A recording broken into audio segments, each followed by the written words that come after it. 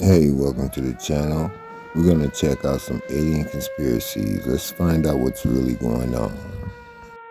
The Pentagon's expert warning about a possible mothership coming close to Earth. It may sound straight out of a movie, but the Pentagon and a Harvard scientist have collaborated on a new draft report questioning if we're alone in the universe and whether we've already seen evidence of life beyond Earth. Frequencies that would allow us to see the real world are being blocked. Instead, we're locked into this simple three-dimensional existence, but there's much more being withheld from us. If you believe in simulation theory, then these beings are the creators of the simulation. If you're religious, then these beings are demons or jinn. Either way, they're not our friends. But why? Well, when humans were first created, the alien creators learned something. All other animals on Earth are driven by instinct. The instinct to eat, to survive, to reproduce, and that's about it. But when the first humans were given sentience, a byproduct of that sentience was emotion. Of course, emotion doesn't exactly make us special. One could argue it has become a shackle in our waking life. Humans are still driven by instinct like fear or hunger, like any other animal. But because humans are now aware of themselves and their existence, they experience the world differently. They experience fear of the future.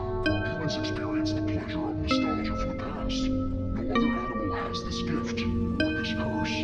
Animals kill for survival, but humans kill out of hate.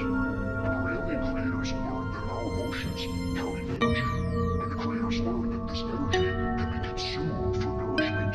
Unfortunately for us, negative emotions are the most nourishing of all. Some have described the alien desire for negative human emotion as a drug addiction. If humans were able to see and understand our true reality, we know that our energy, or soul, or spirit, or whatever you want to call it, can move to a higher plane of existence after we die. Instead, the alien creators, addicted to our emotions, keep us here. We're born, we live to feed the creators, then we die, then we come back and do it all over again. It's forced reincarnation. This process is handled by a piece of equipment that's been called a soul recycler or a soul cube. This right here is the picture the Chinese lunar probe captured. If you look at it from this far, it doesn't look like much, but once you zoom right on it, it starts to give an eerie feeling of shock. Seeing as how can such an artificial shape be on the moon, which is a large box-shaped device that's installed on the moon. The cube watches us and then transmits our energy back to Earth after we die, over and over again, and has been doing so for thousands of years. Officially, aliens, or what they call UFO, does exist. Do not believe me? Hear this. In the 26th of July, 2023, the U.S. Congress decided to have a meeting where they invited all the members of Congress, including a former U.S. intelligence official, and a couple of pilots who worked for the U.S. Navy. Now, these weren't just ordinary guys. No, my friend. These were agents who held high positions in the government, so much so that everyone in America knew their names. David Grouch, David Fryver, and Ryan Graves. These were the three who stood in front of the court and swore to tell the truth inside the U.S. Congress. And what they announced was shocking. David Grosh said that there is a secret work project of the Ministry of Intelligence that contains the events of spacecraft crashes and also supervises the transfer of alien objects, and promised to give full evidence in a special session. As for his friends, they gave evidence for their testimony. But what David Frewer said was really interesting, as he said that he and his teammates were recalled in 2004 due to foreign objects on the radar. And the shock was that they found an oval-shaped, smooth object that had no features, and it was so fast that it covered a distance of 100 kilometers in 1 second and disappeared completely. He was able to photograph it via radar, and what confirms this is that he told them during the session that he had 2 pilot witnesses with him, and now the session did not reveal anything new. What do you think about this?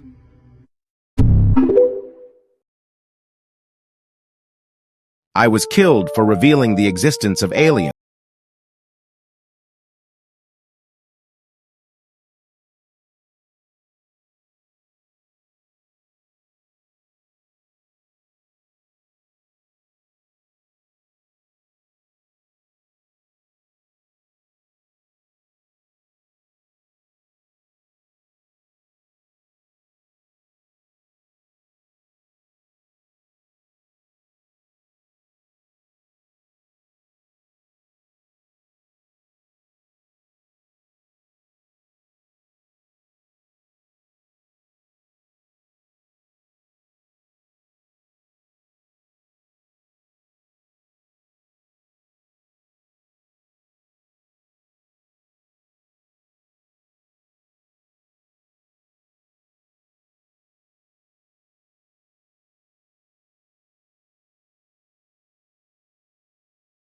I've been sent to a friend to see the footage.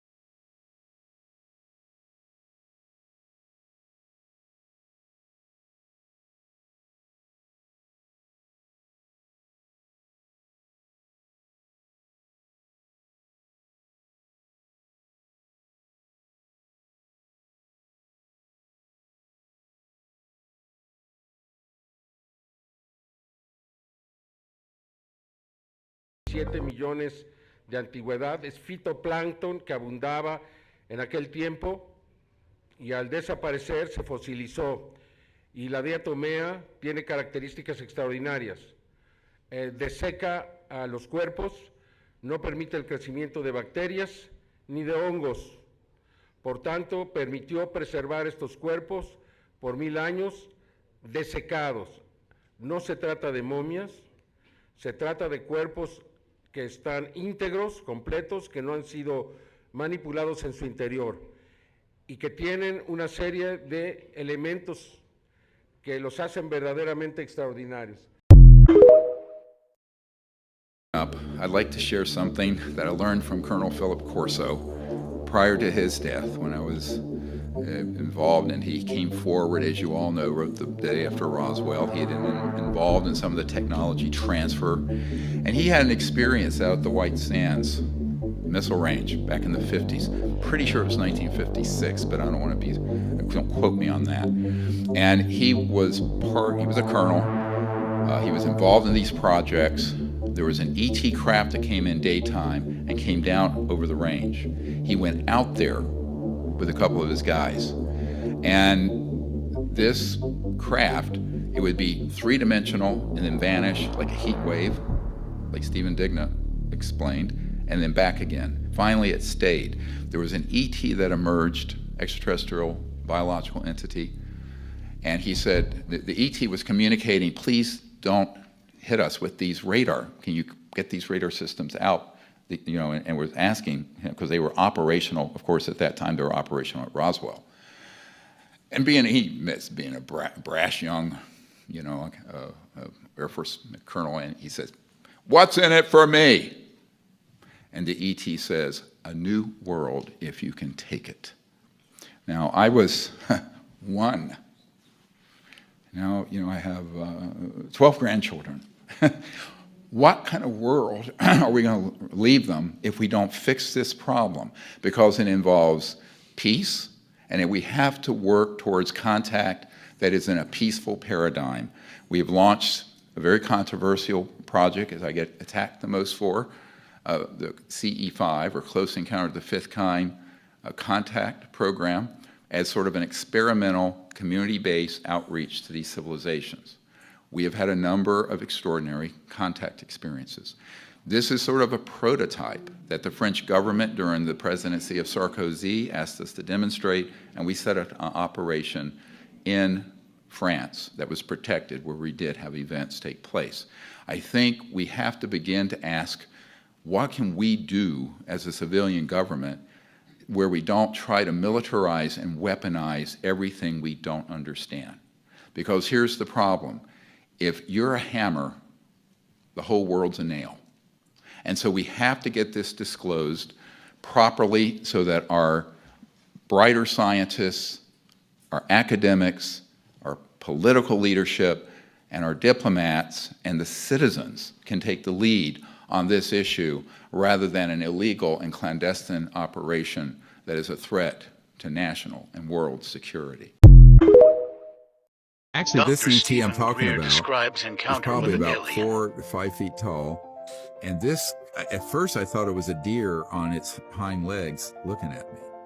And because it had deer-like eyes. and it came over and touched my right shoulder so firmly I could see the indentation. And with that, there was an electromagnetic field. All my hair stood on, when I had hair, and all my hair stood on end.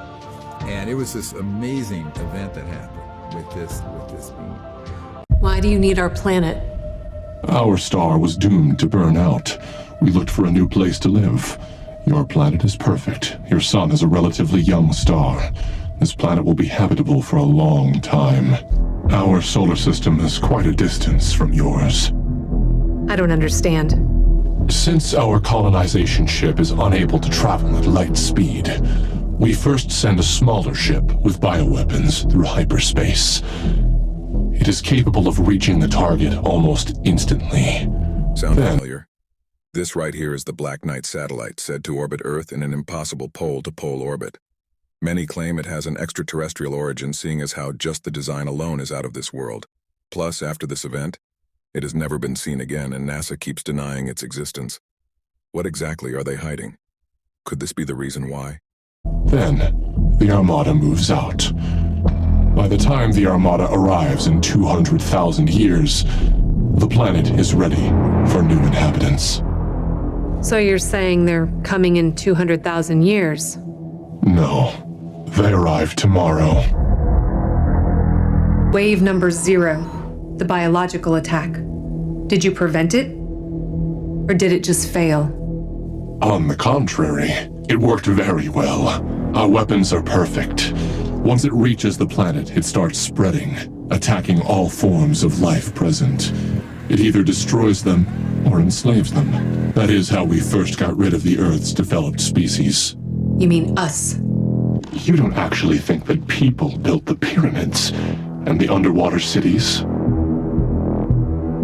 What are you saying? Mankind itself is our weapon. You are our perfect invaders, the perfect virus. You wiped out the original population, making room for us. Look at how alike we are. Two races from different solar systems can't be this similar. We have the same DNA. God created man in his own image. But to be specific, you're the product of our genetic engineering. You're a truncated version of us. We took away your psionic abilities. We gave you your drive to mate, which awoke your primal instincts. This results in your need to procreate thoughtlessly and vigorously. This way, the virus spread faster. As a result, you completed the mission thousands of years sooner than expected. You lack mercy and compassion. You're driven solely by procreation and violence. When it comes to destroying lives, there's no one like you. Movement detected. Otherwise, you won't stop until you destroy absolutely everything. Okay, y'all, be honest. Tell me what you think. Do you believe we're alone, or do you think they're already here? I'll see you next time.